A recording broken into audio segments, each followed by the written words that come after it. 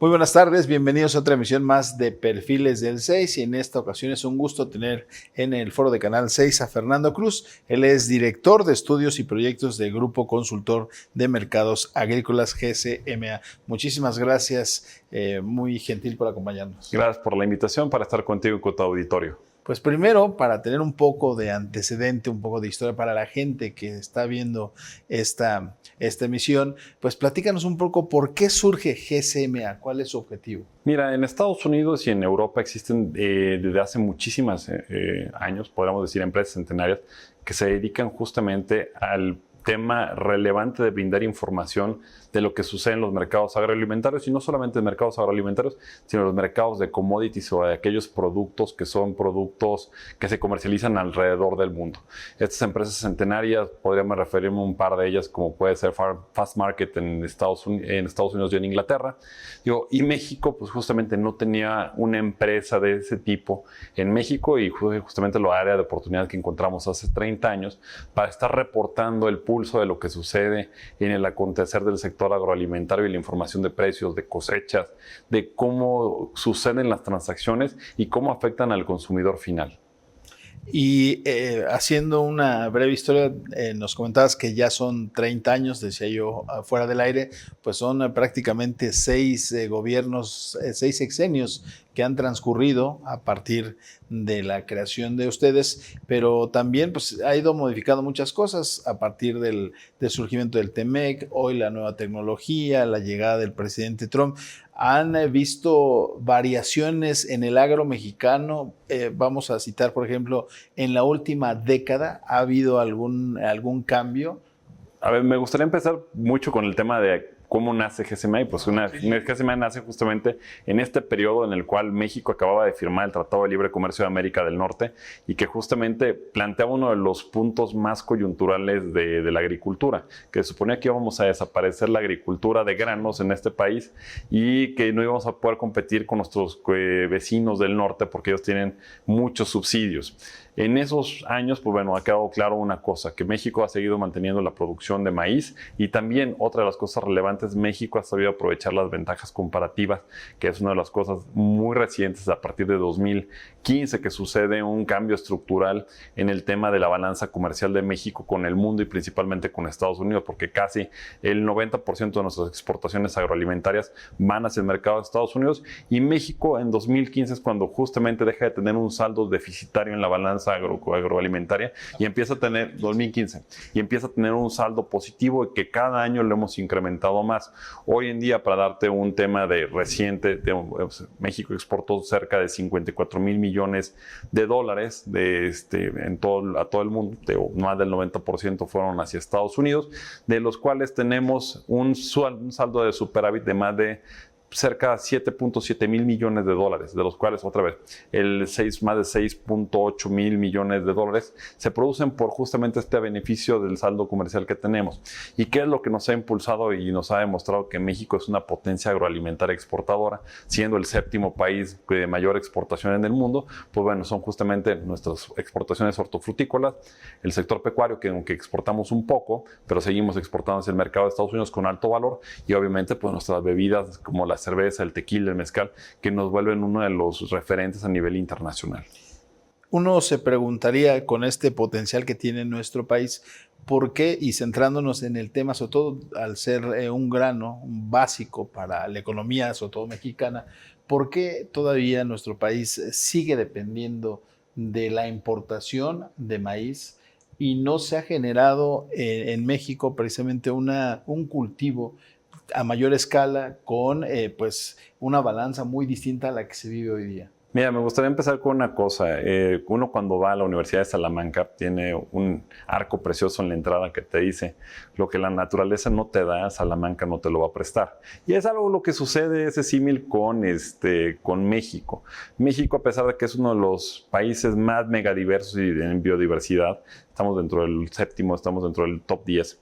Tenemos también microclimas muy ricos de corte tropical, pero tenemos un gran problema. Tenemos por todos lados montañas y una orografía muy quebrada. Entonces, el cultivo de granos es un cultivo que necesita tener planicies para tener economías de escala, como puede pasar en el Corn Belt, que es la parte que es alrededor de los lagos, de los grandes lagos de Estados Unidos, en la parte de Michigan, o las grandes planicies como se tiene en Brasil, o las grandes planicies de Argentina, las de Ucrania, que justamente permiten tener esa economía a escala y poder producir granos a costos eficientes y en mayor escala. En cambio, en México tenemos ese pequeño problema que justamente nuestra orografía es accidentada y tenemos otro problema estructural.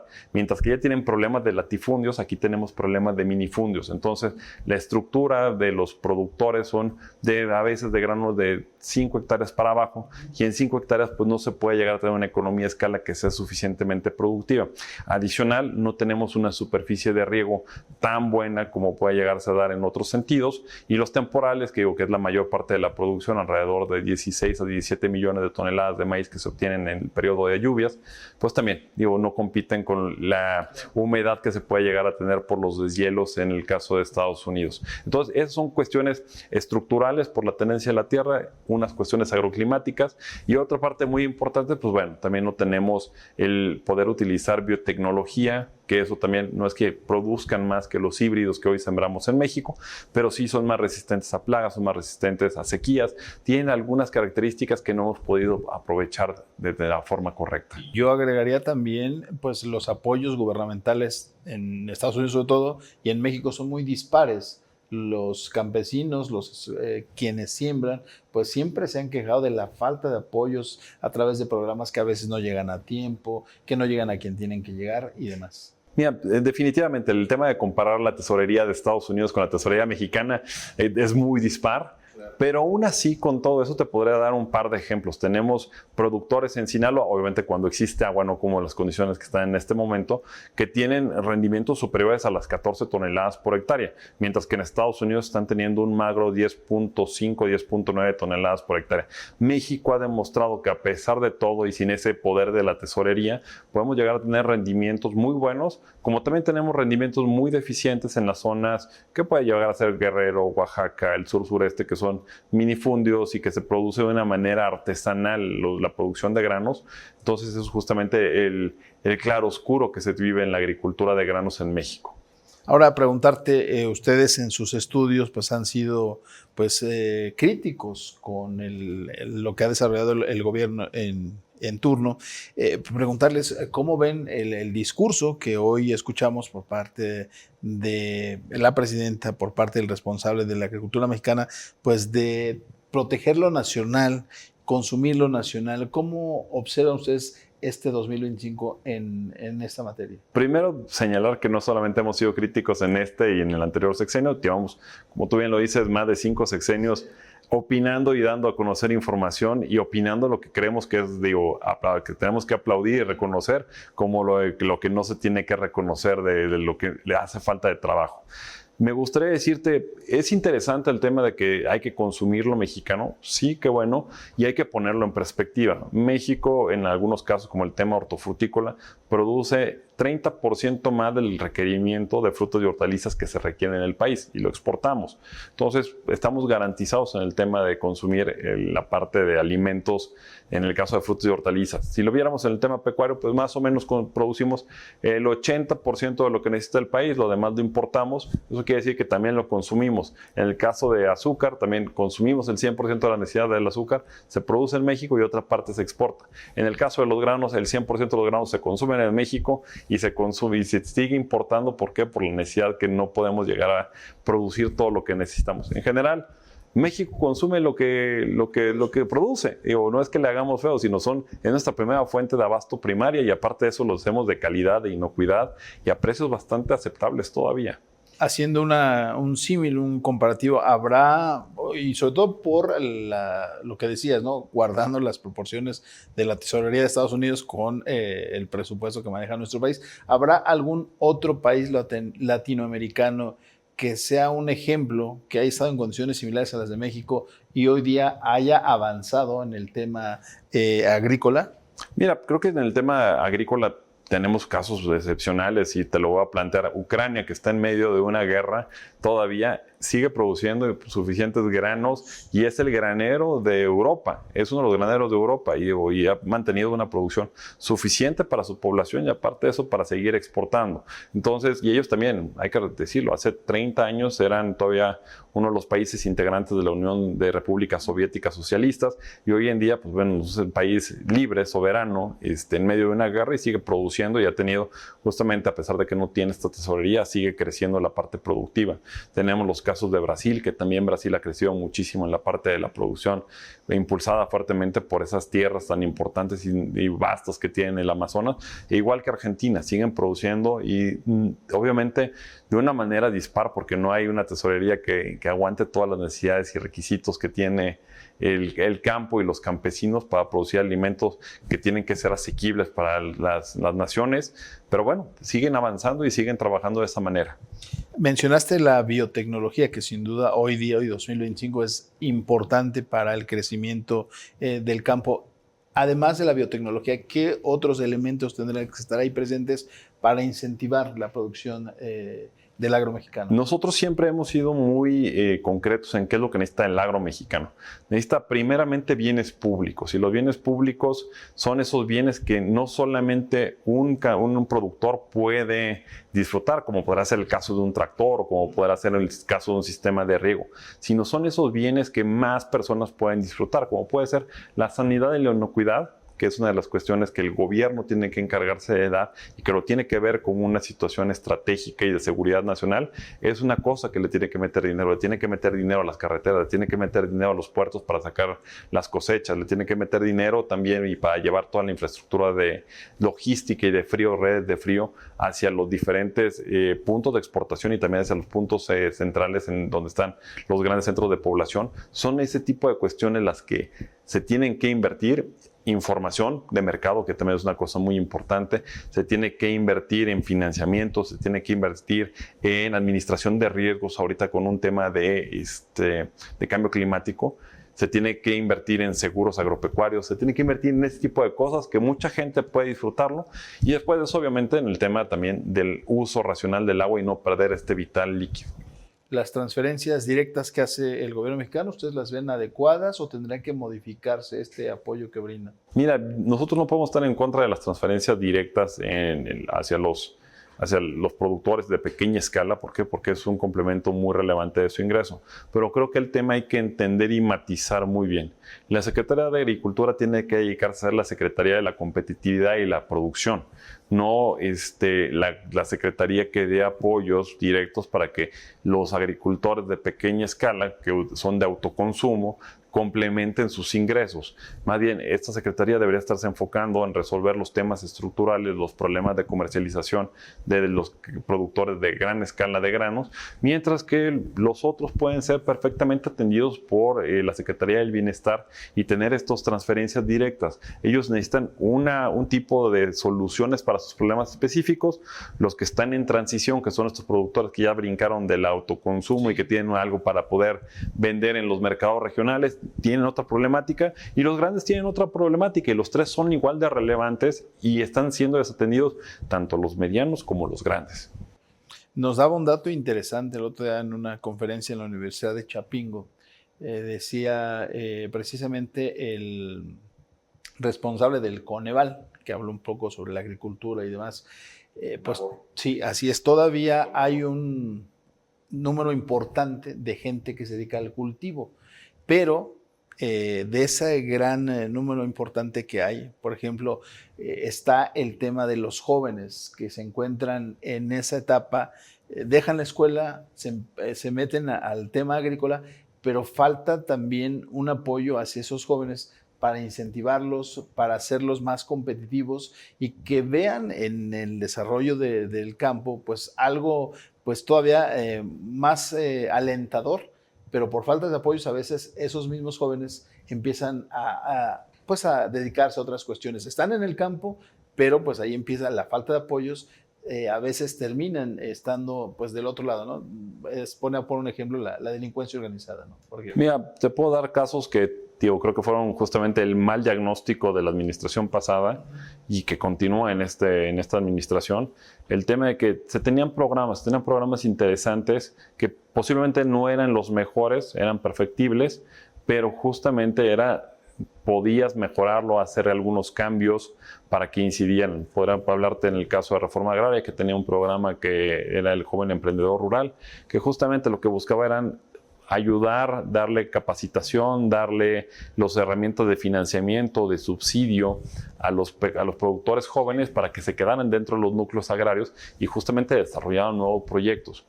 Y esos se eliminaron de tajo. Entonces, el arraigo hoy, pues también, digo, las personas que viven en las comunidades rurales, que hay que entender que la comunidad rural no necesariamente tiene que estar vinculada a las actividades agropecuarias, pero ahí es donde se encuentra el 50% de la pobreza. Pues obviamente cuando hacen falta proyectos productivos viables, pues ¿qué es lo fácil? Pues lo fácil es voltear hacia otras cosas o voltear a ir hacia la frontera de Estados Unidos y buscar un mejor futuro allá. Entonces, creo que a pesar de que las transferencias directas hoy justamente hacen que las personas tengan un mayor ingreso, pero no están solucionando a largo plazo el tema de que puedan llegar y generar proyectos productivos, que puedan tener financiamiento, que puedan volverse sujetos de crédito, que tengan ese acompañamiento empresarial. Eso no lo están solucionando.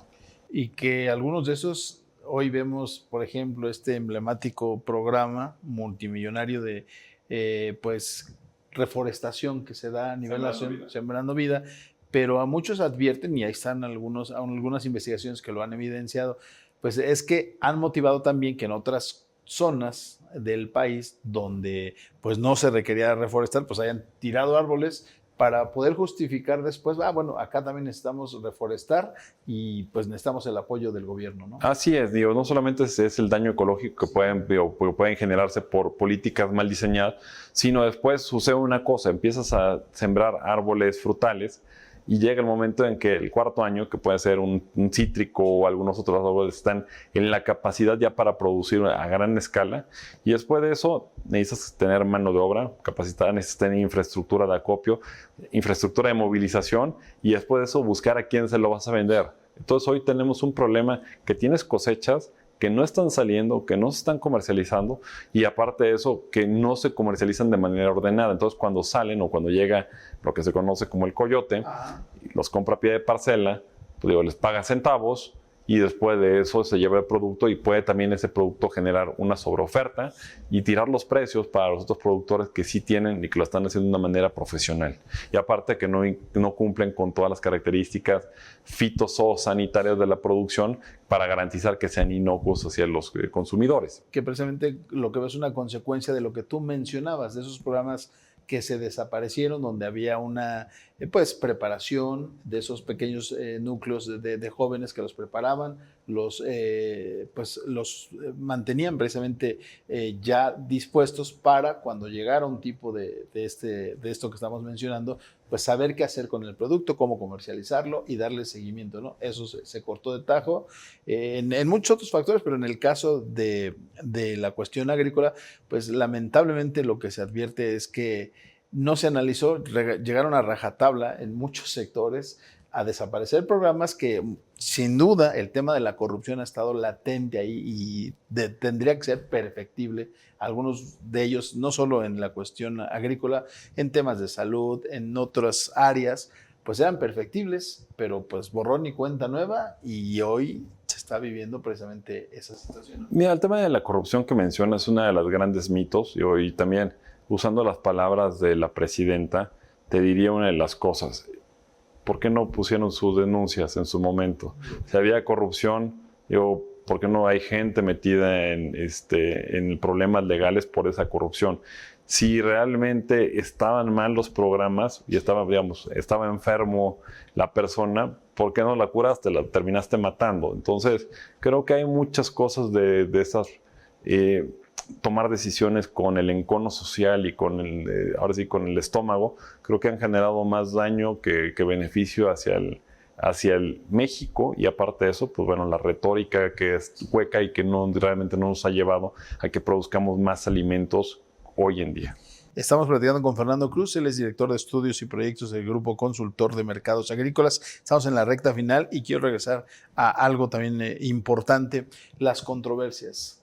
Está hoy día, pues, el gobierno mexicano enfrentando las medidas que toma el nuevo gobierno de Donald Trump, y una de ellas es el TEMEC. Ya se habla precisamente de la repercusión por el fallo en contra de México. Yo te preguntaría, en el sector agrícola, ¿qué tan negativo puede ser ahora que se busque reformular el TEMEC? Mira, primero hay que pensar que México tiene, y apegado a lo que dice el TEMEC, no es reformularlo, es simplemente una revisión de qué sí es lo que ha funcionado y qué no, y de ahí tomar una decisión en conjunto de cuánto tiempo más se va a prorrogar la vigencia de este Tratado de Libre Comercio. En el peor de los casos estaremos pensando que tendrá una vigencia todavía de 6 a 12 años más si se llega al acuerdo tripartito. Eso es lo que debería ser de acuerdo a lo que obra en el Tratado de Libre Comercio. Ahora, Trump lo está agarrando para de ahí presionar a las partes para obtener algún tipo de beneficio político, por un lado, que es hablarle a su base electoral de que está resolviendo los temas que le duelen y los temas que los sienten en el corazón. Y dos, por otro lado, pues también tener algunos beneficios de sus contrapartes. Y otra de las cosas importantes es evitar que haya un acercamiento importante hacia China cuando ellos son una de las grandes economías y obviamente pues no quieren tener cerca al vecino incómodo en su backyard, como ellos de repente nos han dicho, que es México. Entonces, en ese sentido, creo que la negociación del Tratado de Libre Comercio es mucho bluff por parte de Estados Unidos con el tema de los aranceles, porque sabe también una cosa: si mete aranceles, si mete restricciones al comercio, ¿quién va a salir perjudicado? Salen perjudicados los consumidores, y son esos votantes que vienen saliendo de una inflación alta, que vienen saliendo de problemas y de tasas de interés relativamente altas para el caso de Estados Unidos, que lo están pagando, y tener otra vez que se metan con el bolsillo del votante es una muy mala decisión. Entonces, nos decimos es puro bluff, no habrá una modificación pues que sí se resienta, veremos qué es lo que ocurre. Preguntarte, ¿México está reaccionando de manera adecuada, como decían muchos, con la cabeza fría, sin adelantarse, sino esperando a lo que vaya saliendo de parte del gobierno de Estados Unidos? Mira, podría parecer que es una reacción de cabeza fría, pero es más bien una falta de capacidad de diálogo y de interlocución a alto nivel. No es lo mismo la administración del presidente Peña Nieto, que tenía una interlocución de alto nivel, o un backdoor, un canal por atrás de la puerta, que era el yerno de Trump, para poder acordar y llegar a soluciones y tener expertos en la materia que habían negociado el primer Tratado de Libre Comercio y después también el TLQM con la Unión Europea. No es lo mismo tener a ese equipo que tener a personas que podrían parecer improvisados, buenos políticos pero improvisados. En el tema de negociaciones, hoy el canciller, el que fue canciller de la administración pasada, el secretario de Economía, y hoy nuestro canciller, pues bueno, era nuestro embajador en las Naciones Unidas, pero también hay que recordar que no es lo mismo estar en Nueva York en un mecanismo multilateral a estar en Washington y que alguien te conozca. De hecho, otras anécdotas importantes era de que cuando sale el problema de 1994-95, con la administración de Ernesto Zedillo, el problema fuerte era porque nadie conocía al secretario de Hacienda en niveles internacionales, nadie le tomaba la llamada para poder ayudar a resolver los problemas. Entonces, creo que hoy nuestra interlocución sería un símil de lo que pasó en esa época, y justamente, pues digo, no tienen los canales para poder mitigar, atajar, presionar por diferentes lugares, y creo que la solución de los aranceles están presionando más las empresas hacia el interior de Estados Unidos, y los mismos senadores demócratas y republicanos y los de la Cámara de Representantes, y también los mismos canadienses y otros países, que lo que estamos haciendo en materia diplomática económica. Pues ahí queda, parece que Ahí tenemos una nota importante. Agradecerte, Fernando Cruz, la disponibilidad y compartirle a los televidentes la información, los estudios que ustedes elaboran,